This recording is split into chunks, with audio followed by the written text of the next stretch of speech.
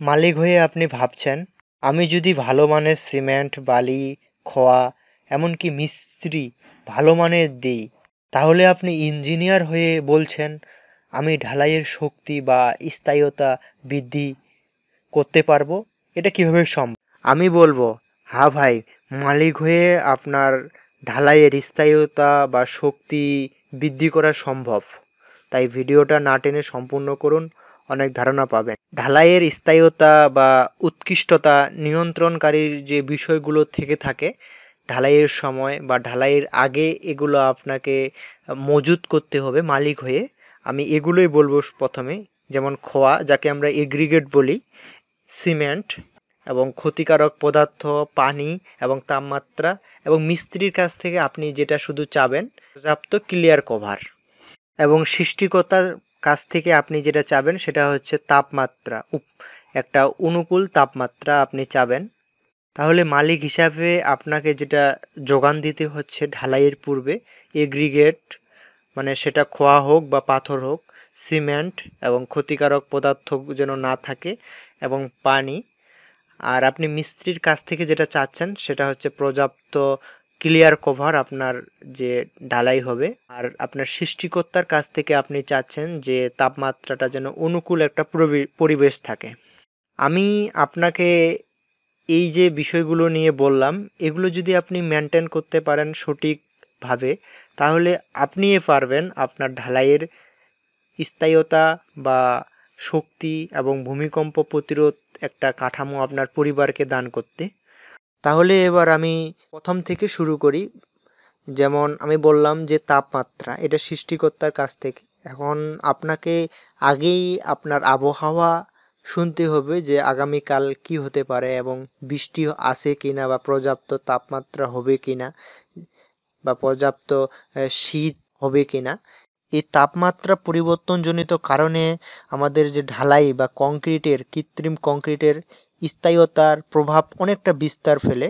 যেমন ভেজা অবস্থা থেকে শুষ্ক অবস্থার পরিবর্তন হওয়ার কারণে অনেক প্রসারণ হয়। আমরা যেমন দেখি যে রেল লাইনের যে পাতের মাঝখানে ফাঁকা রাখা হয়, এটা তাপমাত্রার কারণে এটা প্রসারণ হয়ে যায়। আবার আমরা দেখি যে ব্রিজ, অনেক লং যদি কোনো ব্রিজ, তো আমরা দেখি যে কয়েকটা ভাগে ভাগ করে ব্রিজের অংশটা, তখন দেখি যে সেখানে লোহার বা ইস্পাতের অ্যাড করে দিয়েছে, যেন কোনো তাপমাত্রার কারণে সেটা সংঘর্ষের কারণে সেটা যেন ভেঙে না যায়। তেমনইভাবে আপনি ঢালাই করতেছেন, তো ঢালাইয়ে এই তাপমাত্রা অতি গুরুত্বপূর্ণ একটা অংশ। এবার আমি আসি মিস্ত্রির কাছে। আপনি মিস্ত্রির কাছ থেকে আপনি চাবেন যে পর্যাপ্ত ক্লিয়ার কভার। আপনি দেখছেন যে আমি যেটা দেখাচ্ছি ভিডিও, যে সেখানকার যে ঢালাইয়ের অংশটুকু সেটা পড়ে যাচ্ছে। এটা বেশি দিন হচ্ছে না, 100 বছর হয়েছে তা না। সেখানে মনে করেন যে 30-40 বছর পরেই সেই ঢালাইটা পড়ে যাচ্ছে। এটার কারণ হচ্ছে যে পর্যাপ্ত ক্লিয়ার কভার। এখন মিস্ত্রির কাছ থেকে আপনি চাবেন যে ব্লক 3 ইঞ্চি হোক, 1.5 ইঞ্চি হোক, যেই অনুপাতে আপনার ইঞ্জিনিয়ার সাজেস্ট করবে, সেই অনুপাতে আপনার যে অনুপাতে সাজেস্ট করবে সেটা যেন পর্যাপ্ত ক্লিয়ার কভার থাকে আপনার সাইটে। পর্যাপ্ত ক্লিয়ার কভার না থাকার কারণে দেখবেন যে সেই রডটা আপনার শাটারিংয়ের সাথে লেগে গেছে, বা তখন সেখানে গর্ত হয়ে বা কোনো ফাঁকা হয়ে সেখানে আপনার রডটা ভিতরে অনেকটা নষ্ট করে ফেলবে। আস্তে আস্তে অনেকটা আপনার রড গোটা ছাদ হোক বা গোটা ফ্লোর হোক নষ্ট করে ফেলবে। এজন্য মিস্ত্রিরা অনেকটা যে বলা যায় যে তারা দিতে চায় না ব্লক পর্যাপ্ত। তো আপনি মালিক হয়ে তাদের কাছ থেকে শুধু ব্লকটা চাবেন।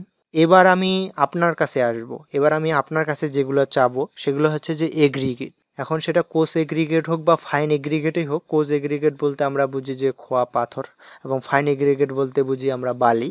তো এগ্রিগেটের কথা যদি আমি বলতে চাই, যে বা দুর্বল কোনো এগ্রিগেট ব্যবহার করা যাবে না।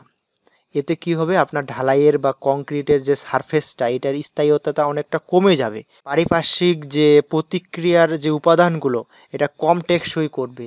এখন দেখতেছেন যে আপনার সে খোয়াটা, এমন খোয়া নিয়ে আসছেন যে অনেক কালো কালো পরিমাণ বেশি, যেটা আমরা ঝামা থেকে পেয়ে থাকি যদি ঢালাই হয়ে থাকে।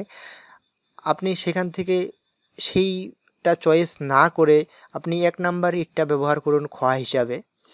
আবার এমন খোয়া ব্যবহার করতেছেন যে সেটা আপনার আঙ্গুল দিয়েই একটু ঘষা মারলেই সেটা ভেঙে যাচ্ছে। এবার আসি আমি সিমেন্টের কথা। আসলে সিমেন্ট যেহেতু সম্পূর্ণ উপাদানগুলোকে জমাটবদ্ধতা করে একটা নির্দিষ্ট সময়ে, সেটা হোক 10 ঘন্টা বা প্রথমে 30 মিনিট, যেটাই হোক না কেন, জমাটবদ্ধতার জন্য আমাদের সিমেন্ট প্রয়োজন। তো সিমেন্টটা অবশ্যই আপনাকে খুঁতযুক্ত সিমেন্ট ব্যবহার হলে আপনাকে রাসায়নিক যে বিক্রিয়া, এটা ব্যাঘাত ঘটে এবং কংক্রিটের উপর অনেকটা প্রভাব ফেলবে। অবশ্যই আপনাকে ভালো সিমেন্ট ব্যবহার করতে হবে। এবার আমি আসব ক্ষতিকারক পদার্থ, যেটা এ টপিকের মধ্যে পড়ে, যেমন আপনার ঢালাইয়ে। এখন আপনার যে ঢালাই বা কংক্রিট যে উপাদানে, এখন এখানে যদি ক্ষতিকারক কোনো পদার্থ থাকে, বা আপনি বালিটা নিয়ে আসছেন নদী থেকে, সেটা পরিষ্কার করেননি, বা খোয়াটাকে আপনি পর্যাপ্ত পানি দেননি। কারণ খোয়ার মধ্যে পর্যাপ্ত পানি না খাওয়ালে সেটা আপনার তো ঢালাইয়ের কাজের জন্য ব্যাঘাত ঘটবেই। আর যখন যত বেশি আপনি ঢালাইয়ের আগে পানি দিবেন, সেটা পরিষ্কার হবে এবং আপনার যে সিমেন্টটা ধরার বা জমাটবদ্ধতা ধরার অনেকটা শক্তি হবে। আর যখন সেটা শুষ্ক থাকবে বা শুকনো অবস্থায় থাকবে, তখন দেখবেন যে আপনার মিশ্রণের যে পানিটা, সিমেন্টের যে পানিটা, সেটা সেই শোষণ করে নেবে, আপনার জমাটবদ্ধতা অনেকটা ব্যাঘাত ঘটবে। এজন্য ক্ষতিকারক পদার্থ কংক্রিটের যেন না থাকে। যদি আপনার কংক্রিটের বা যে এগ্রিগেটের মধ্যে যদি আপনার ক্ষতিকারক গ্যাস বা লবণ প্রবেশ করে, তাহলে দেখবেন যে কংক্রিটের যে স্থায়ীতা বা দীর্ঘায়িত যে একটা টেকসই মজবুত পারিপার্শ্বিক যে প্রতিক্রিয়ার উপাদানগুলো যে জমাটবদ্ধতা হবে, সেগুলো অনেকটা কমিয়ে যাবে। এবার সর্বশেষ আমি আপনার কাছে যেটা চাবো সেটা হচ্ছে পানি। আপনার এখন আর্সেনিকযুক্ত যদি এখন পানি দেন, তাহলে অনেকটা আপনার কংক্রিটের যে জমাটবদ্ধতা, যে সারফেসটা, কৃত্রিম কংক্রিটটা অনেকটা ব্যাঘাত ঘটবে। অবশ্যই চাবেন যেন নিরাপদ কোনো পানি ব্যবহার করা হয়। তো আমি এগুলোই আপনাকে প্রথমত বলবো যে আপনি পারেন আপনার ঢালাইয়ের স্থায়ীতাটা অনেকটা বৃদ্ধি করতে, বা আপনি একটা উৎকৃষ্ট মানের যে স্থায়ীতা সম্পূর্ণ একটা ঢালাই বা কংক্রিট সারফেস আপনি পেতে পারেন। এই বিষয়গুলো যদি আপনি মাথায় রাখেন ঢালাই পূর্বে, যদি আমার এই ভিডিওটাতে আপনার কিছু উপকৃত হয়ে থাকেন, তো অবশ্যই ভিডিওটিতে লাইক, কমেন্ট এবং শেয়ার করবেন। ধন্যবাদ এতক্ষণ সাথে থাকার জন্য।